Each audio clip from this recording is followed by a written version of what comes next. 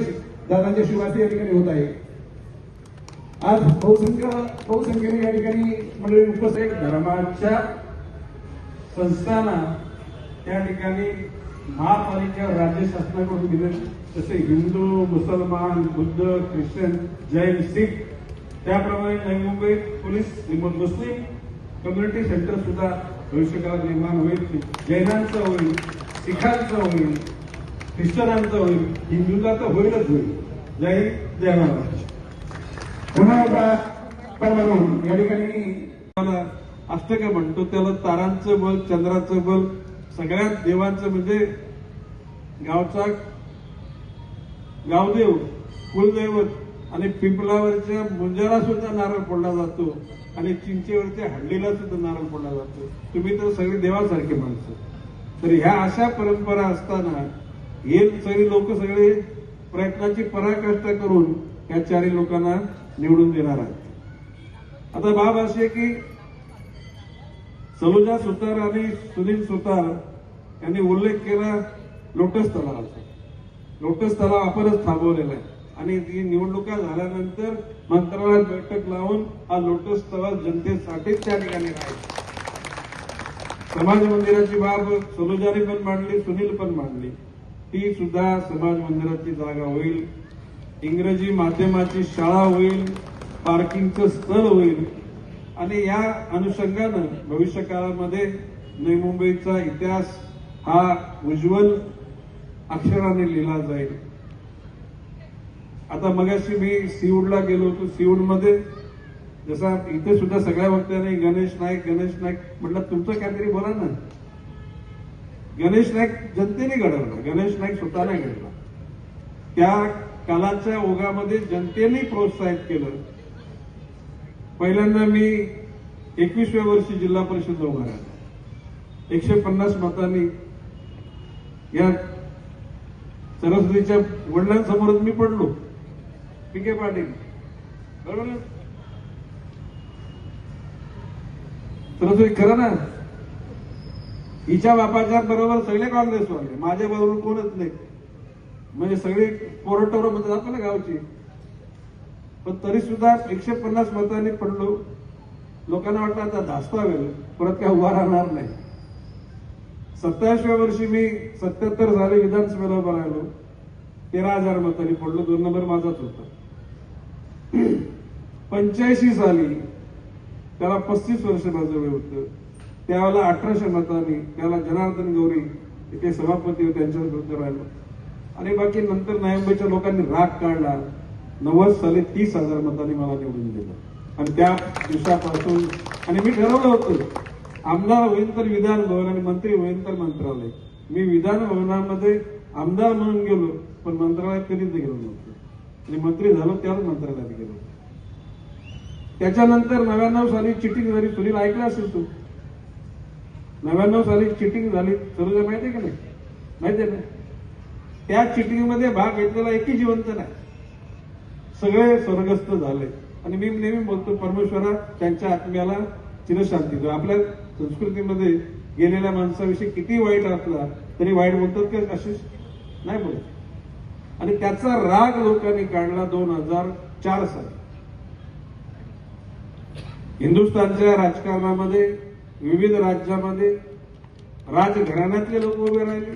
मुद्दाम assembly election Maharashtra प्रत्येक वर्षाचा तुम्ही आढावा घेताना 2004 बटन दाबा, तुम्हाला लक्षात येईल की गणेश नाईकला 3,24,000 मतं पडली।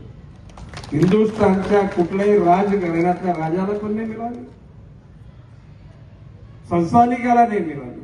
हे प्रेम गणेश नाईकवर लोकांचं, ही ताकद माझी नाही, ही नवी मुंबईच्या जनतेने त्याला बेलापूर मतदारसंघ दिवाल्यापासून तर इकडे उत्तर डोंगरीपर्यंत होता। 2004 साली म्हणजे 99ला आम्ही शिवसेना सोडली, 2000ला महापालिका शरदचंद्र पवार साहेबांच्या राष्ट्रवादीची आली, 2005ला आली, 2010ला आली ना। पहिला महापौर संजू नाईक तर शेवटचा महापौर जयवंत सुतार। लोकांनी किती प्रेम करावं, अमर्याद हिंदुस्थान तुम्ही परत तुम्हाला परत इलेक्शन सायडर पाटील कॉर्पोरेशन हिंदुस्थानमध्ये एका नेत्याच्या सर्वसामान्य शेतकरी कुटुंबातून नेतृत्व उभारल्यानंतर त्या नेत्याच्या विश्वासावर 25 वर्ष शहराची सत्ता कुठल्याही भाग्यवान माणसाला मिळाली नाही की नवी मुंबईच्या जनतेने गणेश नाईक केली. आणि म्हणून नवी मुंबईच्या जनतेचे जितके उपकार मानावे तेवढे थोडेच आहे. अशा परिस्थितीमध्ये 2000 साली मी शब्द दिला होता की 20 वर्ष पुढची घरपट्टी पाणीपट्टी वाढणार नाही. वाढली का? आयुक्तांनी मध्ये ठरवलं होतं आणखी वाढवूया. म्हणजे याद राखा, महासभेला महासभा निर्णय घेईल ती 5 वर्ष पण नाही वाढली. आणि आज मी शब्द देतोय पुढची 20 वर्ष सुद्धा घरपट्टी पाणीपट्टी वाढू देणार नाही. लोकांना नोटिसा पाठवून ब्लॅकमेल करून पैसे कमवण्याचा धंदा करतो. आहेत ना नालायक शेवटमध्ये अधिकारी. मी सांगतो एकाही घराला हात लावू देणार नाही.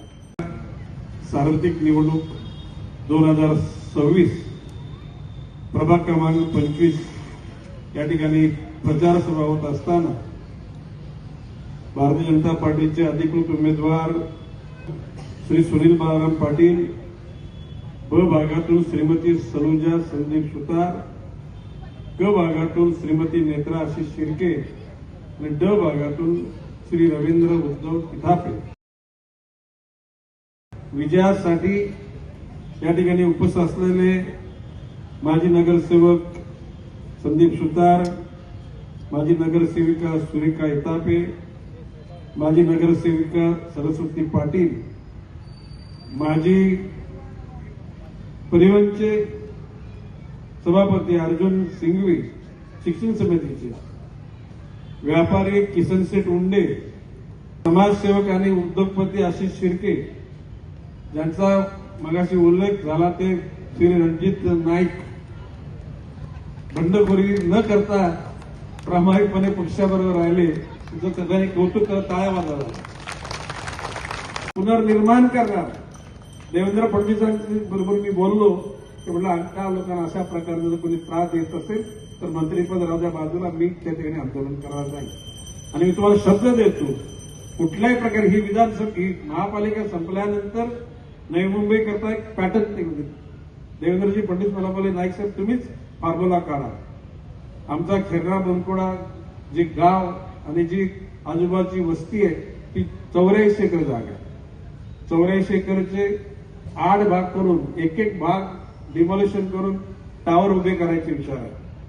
आज जे साधारणपणे राहतात त्याच्या 1.5 कमीत कमी काही ठिकाणी दुप्पट त्या ठिकाणी दिला जाईल.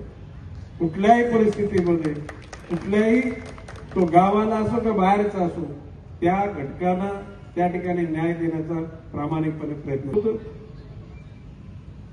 मुरबे धरणामध्ये पाणी ज्यावेळेला संजू नाईक 2000 साली माभा म्हणतो ते पाणी पुरवठा खात्याचे मंत्री होते. संजू नाईक त्याला भेटायला गेला तर संजूला त्यांनी सांगितलं, संजू मुरबे धरण घेतो का तू? संजू बोलत 2 मिनिटं थांबा. बाहेर येऊन संजू मला फोन केला. आपल्या महापालिकेचं वार्षिक बजेट 70 कोटी रुपयाचं होतं. त्यावेळेला त्या धरणाची किंमत होती 500 कोटी रुपये.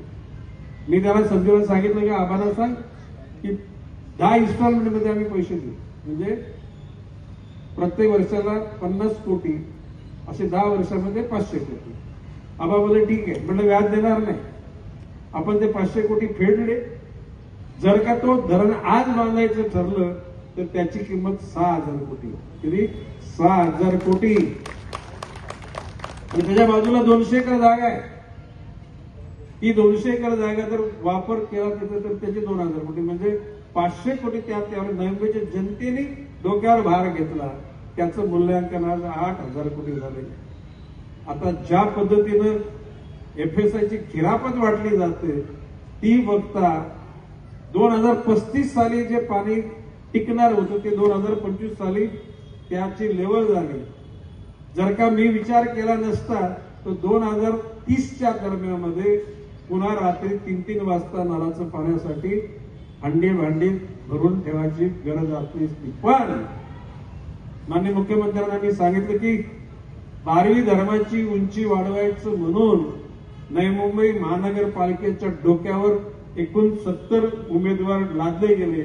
ना इंटरव्ह्यू ना मेडिकल, एक फतव्याने परमनंट केले गेले. आणि त्याच्या बदल्यामध्ये 35 MLD पाणी वाढवून द्यायचं ठरलं.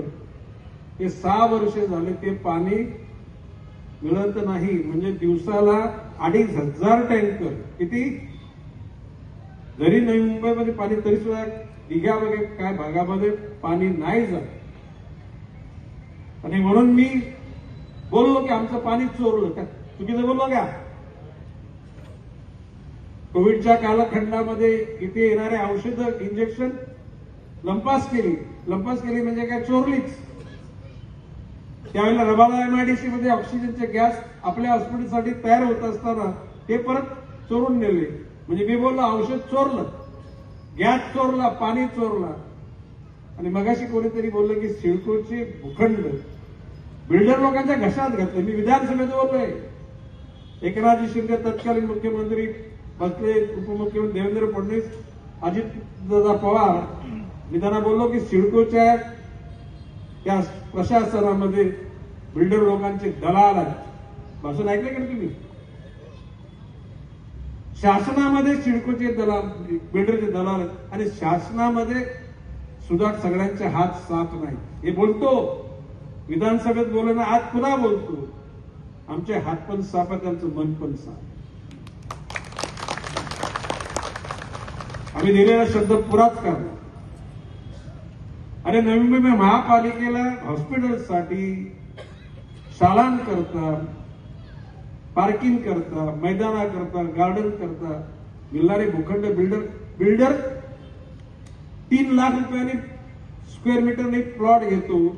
आणि सिडकोचे अधिकारी सांगतात तिकडून परत एक फोन येऊ द्या, म्हणजे तिकडे 30,000 रुपये द्या. ते बिल्डर अरे कुठे आहे? खरं आहे ना? लाज वाटली पाहिजे. गोरगरीब समजतात आणि अशा प्रकारचा भ्रष्टाचारचा पैसा राजकारणामध्ये वापरतात. मनी आफ्टर पॉवर आणि पॉवर आफ्टर मनी. पैशातून सत्ता आणि सत्तेतून पैसा. आणि म्हणून मी बोलतो की हरामाचा पैसा तर नवी मुंबईने वाटायला सुरुवात केली, पण नवी मुंबईची स्वाभिमानी जनता हा पैसा स्वीकारणार नाही. उपाशी राहील, परंतु नवी मुंबईची जनता या पैशाला हात लावणार नाही. इतकी स्वाभिमानी जनता आहे. आणि म्हणून भविष्य काळामध्ये त्यांच्या पापाची फुलं भोगल्याशिवाय यांना गत्यंतर नाही. मी आत्मविश्वासाने सांगतो, जे कराल ते भरायला लागेल. नवी मुंबई इथं मला पत्रकारांनी प्रश्न विचारला, नवी मुंबईत चिंता कशाला करतात? नवी मुंबईच्या जनतेने सलग 25 वर्ष गणेश नाईकच्या नेतृत्वावर विश्वास ठेवला. ही जनता गणेश नाईकला जसं तरी स्वतः ताकदीनं मोठं बनवलंय, तशा प्रकारच्या तुम्हाला चारी लोकांना निवडून हीच जनता दे, हा विश्वास माझा आहे. आणि म्हणून मगाशी म्हटलं मी की पाण्याच्यासाठी त्या ठिकाणी कर्जत तालुक्यामध्ये एक कोशीर नावाचं धरण होतं. 1000 MLD पाणी त्या धरणाचं, त्याच्यात 500 MLD पाणी नवी मुंबई करता बुक करून टाकलं. किती? 500 MLD. म्हणजे 2050 पर्यंतच्या पाण्याची सोय आपण करून टाकली. आता भविष्य काळामध्ये 50च्या नंतर मग कोण येतील नवीन राज्य करते, आपलेच असे पिढे असतील. कारण आपणच चांगलं काम करून आपल्याच माध्यमातून जनतेची सेवा होणार आहे. म्हणून अशा पाप्यांच्या हातात लोक सत्ता नाही देणार. मळलेले ज्यांचं मन दुष्ट आहे अशा लोकांच्या हातात नवी मुंबईची जनता कसल्याही प्रकारचं. आणि मी विश्वासानं सांगतो, मी तर रिलॅक्स मध्ये, माझा मूड कसा दिसतो, दिघ्यापासून तर दिवाळापर्यंत सगळी साफसफाई करून टाकू. ठरले तर 111 पण निवडून आलो. पण शेवटी कधीतरी विरोध हा लागतो ना, विरोधी पक्ष लागतो, नाहीतर हत्ती उन्मत्त होतो. म्हणजे कोणीच काय राहिलं नाही तर मग आपण उन्मत्त होणार. म्हणून थोडेफार संधी ठेवायला लागतील शिल्लक. पण जे दुष्ट आहेत त्यांना त्यांचा साफसफाई केल्याशिवाय राहणार नाही. ज्यांचे विचार हलकट आहेत अशा लोकांना तर अजिबात करा नाही. आणि म्हणून माझं म्हणणं आहे की गणेश नाईकची विचारसरणी, छत्रपती शिवाजी महाराजांची विचारसरणी, डॉक्टर बाबासाहेब आंबेडकरांची विचारसरणी. छत्रपती शिवाजी महाराजांनी धर्म, जात, पंथ, वर्ण, वर्ग नाही मानले. डॉक्टर बाबासाहेब आंबेडकरांनी धर्म, जात, वर्ण, वर्ग नाही मानले. आणि त्या अनुषंगाने आपल्याला काम करायचंय. लोक म्हणतात अरे की घ्या नवी मुंबईतले बौद्ध लोक तुमच्या बाजूला. अरे बौद्ध आता आमचा जो विशाल डोलस तो जनरल वॉर्ड आहे, पण त्याला आम्ही कार्यकर्ता म्हणून त्या ठिकाणी त्याला तिकीट दिलेलं आहे, तो बौद्ध म्हणून दिलेलं नाही. या ठिकाणी शिवसेनेत असताना मी मुसलमानाच्या बाजूने राहिलो बाबा. 70च्या दंगलीच्या वेळेला गणेश नाईक त्याला ताकदीने उभा राहिला. आपली सुनाय का नाही कधी. इंदिरा गांधीच्या हत्येच्या वेळेला शीख लोकांवर त्याला आम्ही शिखांना पाठिंबा दिला. तो एक नालायक असेल म्हणून सगळे थोडेच नालायक आहेत. अफजल खान हलकट होता. आणि म्हणून माझं म्हणणं की धर्माच्या पलीकडे, जातीच्या पलीकडे, भाषेच्या पलीकडे, वर्ण वर्गाच्या पलीकडे जाऊन माणुसकी धर्माची जतन करण्याचा आम्ही शब्द दिलेला, तो शब्द पाळणार नाही. आमच्या समोर कोणी कोणावर जुलूम करू शकणार. आणि म्हणून अशा विचारसरणी बरोबर राहणाऱ्या माझ्या सर्व सहकाऱ्यांना आपण भरघोष मताने विजय कराल असा विश्वास व्यक्त करतो. रजा घेतो. जय हिंद, जय महाराष्ट्र.